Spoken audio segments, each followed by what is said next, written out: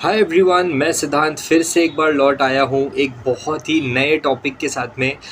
ठीक है, और ये है हमारा popular series Finvest for life, उसका टॉपिक है। तो बहुत ही ज़्यादा इंटरेस्टिंग होने वाला है, तो इसे मिस मत करना। ठीक है, सो आज का यार जो टॉपिक के बारे में हम डिस्कशन करने वाले हैं, ये ऐसा टॉपिक है ना जिससे आप और मैं पर्सनली बहुत ही ज़्यादा रिलेट करने वाले, उसकी गारंटी देता हूँ मैं। ठीक है, क्योंकि कभी ना कभी हम सबके साथ ये सिचुएशन आई ही है। और अगर आपके साथ भी सिचुएशन आई है तो मुझे कमेंट करके ज़रूर बताना, बहुत ही ज़्यादा इंटरेस्टिंग डिस्कशन होगा। ओके, सो आज का जो हमारा टॉपिक है वो है कि क्या हमें अपने क्लोज़ फ्रेंड्स को हैंड लोन देना चाहिए, और अगर आप ऑलरेडी हैंड लोन दे चुके हो तो उसे रिकवर कैसे करोगे। ठीक है, तो चलिए विदाउट वेस्टिंग एनी टाइम चलते हैं टूवर्ड्स दी टॉपिक। तो चलो इस वीडियो को हम दो पार्ट्स में ब्रेक कर देते हैं। जैसा मैंने आपको बताया कि पहला पार्ट, क्या आपको अपने फ्रेंड को, अपने बेस्ट फ्रेंड को to be precised, hand loan देना चाहिए या नहीं देना चाहिए। ठीक है, तो चलो इसके ऊपर फटाफट बात कर लेते हैं। अब हमने हमेशा सुना है अपने बड़े लोगों से कि पैसा ही है जो सारे जड़ और फसाद का रीज़न होता है। ठीक है, सो अब ये बात सच है, ठीक है, ऑनेस्टली। लेकिन इसको हम कंट्रोल कर सकते हैं, that is a good news. ठीक है, अब इसको आप कंट्रोल कैसे करोगे, मैं आपको समझाता हूँ। देखो, पूरा का पूरा सिनेरियो एक बार समझ लेते हैं कि होता क्या है। देखो, अगर आपका जो फ्रेंड है वो आपके पास पैसे मांगने आता है, हेल्प मांगने आता है, तो इतना तो बात साफ़ है कि भाई उसके पास आज फाइनेंशियल क्राइसिस है। ठीक है, तो अब ये जो फाइनेंशियल क्राइसिस है, वो पैसा जो आपसे वो मांग रहा है वो आपको कब देगा, कितना जल्दी वो आपको दे सकता है, उसके क्या सोर्सेस ऑफ इनकम है, इन सारी चीज़ों पे डिपेंड करता है। ठीक है, तो हो सकता है कि वो पैसा देने में थोड़ा डिले हो जाए। ठीक है, लेकिन अब वो आपको ये मुंह पे तो बोल नहीं सकता है। तो आपका दोस्त आपको आके बोलता है, भाई मेरी हेल्प कर दे, इतना इतना पैसा मेरे को चाहिए, XYZ अमाउंट, और ये मैं तुझे 1 हफ्ते बाद, 2 हफ्ते बाद, 1 महीने बाद, जो भी है मैं तुझे रिटर्न कर दूंगा। लेकिन मैंने आपको भी क्या बताया, ये डिपेंड करता है बहुत सारे फैक्टर्स के ऊपर। तो हो सकता है कि आपका पैसा 1 महीने में आ जाए, हो सकता है आपका पैसा शायद 1 महीने के बाद ना आए, हो सकता है कि आपका पैसा आए ही ना, ये भी हो सकता है। ठीक है, तो अब इसका मतलब क्या है, हम अपने बेस्ट फ्रेंड की हेल्प ना करें? मैंने ऐसा नहीं बोला। ठीक है, हमें अपने फ्रेंड की हेल्प करनी है।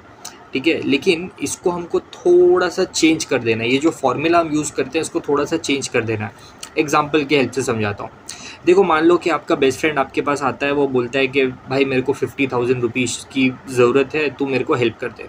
ठीक है, अब आपको पहले ये एनालाइज करना है कि ये जो 50,000 रुपीज़ है, ये आपके लिए बड़ा अमाउंट है या छोटा अमाउंट है।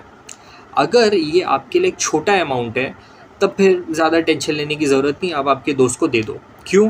क्योंकि अगर आपके लिए 50,000 रुपीज़ छोटा अमाउंट है, तो वो पैसा आज आए, कल आए, अगले महीने आए, अगले साल आए, डज़ नॉट मैटर। ठीक है, क्योंकि वो आपके लिए छोटा अमाउंट है। हाँ, अब सेकेंड सिनेरियो, अगर आपके लिए 50,000 बड़ा अमाउंट है, तब क्या करें, मैं बताता हूँ। अगर 50,000 आपके लिए बड़ा अमाउंट है, तो हमको एक्सट्रीम स्टेप नहीं लेना है कि मैं हेल्प करूँगा ही नहीं। ठीक है, आपको ये बोलना है, देख मेरे भाई, मेरा भी कुछ प्रॉब्लम चल रहा है, तू भी समझ। मैं 50,000 रुपीज़ तो तेरे लिए अरेंज नहीं कर सकता हूँ, बट हाँ, मैं तेरे लिए 5,000 अरेंज कर सकता हूँ, मैं तेरे लिए 10,000 अरेंज कर सकता हूँ। वेरी गुड, मैं तेरे को 5 या 10,000 जितना मेरे से बन पड़ता है वो मैं तेरे को दे दूँगा। ठीक है, अब इससे क्या हुआ, इससे ये हुआ कि आपकी फ्रेंडशिप जो है उसके अंदर कोई प्रॉब्लम नहीं आया, क्योंकि आपने अपने फ्रेंड को समझाया कि भाई मेरे को भी थोड़ा इशू है, बट मैं तेरे हेल्प करने से ना नहीं बोल रहा हूँ, मैं तेरी हेल्प कर रहा हूँ। ठीक है, लेकिन आपने उतना ही अमाउंट दिया जिससे आपको कुछ खास फ़र्क नहीं पड़ेगा। ठीक है, अब ये 5,000 10,000 कब वापस आए, उसका जो स्ट्रेस है वो आपके दिमाग पे नहीं रहेगा।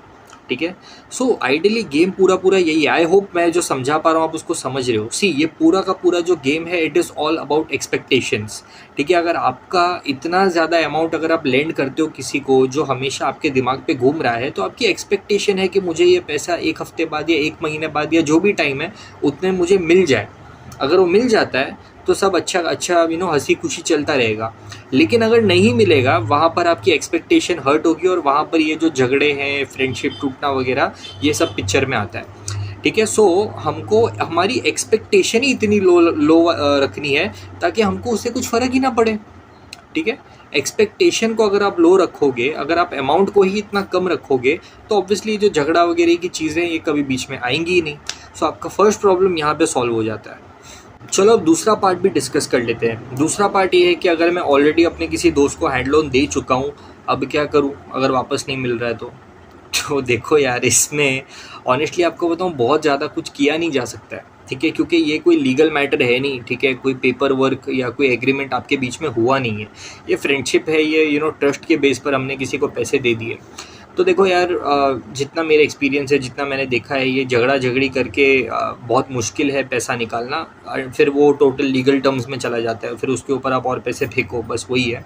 लेकिन मेरे हिसाब से प्यार से आपको इस मैटर को जितना हद तक हो सकता है उतना आप डील कर सकते हो, ठीक है, मतलब थोड़ा प्यार से कि भाई देख, पार्शियल अमाउंट के लिए आप डिस्कशन कर सकते हो कि देख यार, मेरे को मालूम है तेरा भी इशू है, बट मुझे अर्जेंटली कुछ फंड्स की ज़रूरत है, ठीक है, सो पार्शियल अमाउंट, कुछ एक अमाउंट आप देख ले, बाकी का अमाउंट हम बाद में देखेंगे, ठीक है, जितना बन पड़ता है थोड़ा सा मेरे को दे दे। तो मतलब ये वही है, मतलब वो भागते हुए दोस्त की चड्डी से ही ठीक है, और इसमें कुछ खास हो नहीं सकता है। और दूसरा यार देखो, अगर ये अमाउंट कोई बहुत बड़ा अमाउंट नहीं है तो फिर ऑनेस्टली बताऊँ तो आपको उसको भूलना पड़ेगा, ठीक है, मतलब अगर छोटा अमाउंट है, दोस्त बोल रहा है हाँ नहीं अगले महीने, फिर से अगले महीने, तारीख पे तारीख वाला अगर गेम हो रहा है, तो भाई मतलब थोड़ा सा मुश्किल है। अगर बहुत बड़ा अमाउंट नहीं है तो फिर उसको भूल जाओ। वो भगवत गीता में लिखा है ना, जो आज तुम्हारा है वो कल किसी और का होगा, बस वही वाला फंडा है, ठीक है।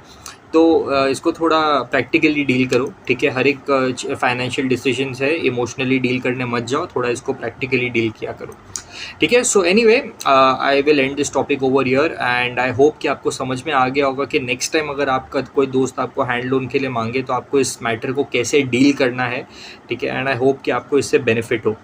चलो, आपको मैं मिलूँगा नेक्स्ट वीडियो में। Till then, bye bye.